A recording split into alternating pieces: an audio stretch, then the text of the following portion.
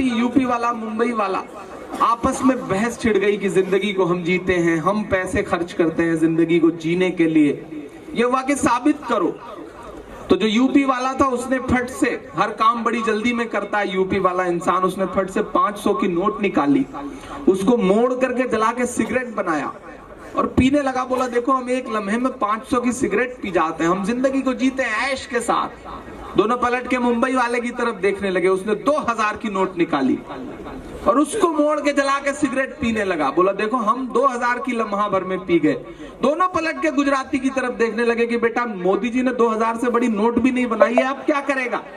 लेकिन गुजराती आदमी तो गुजराती है साहब, उसने लम्हा भर सोचा, फिर अपनी ब्रीफकेस खोली, चेकबुक निकाली, उस पर भरा 5 लाख, उसको मोड़ के जला के सिगरेट पीने लगा। क्या बात है। बोला देखो हम लम्हा भर में 5 लाख की सिगरेट पी गए, गया कुछ नहीं लेकिन 5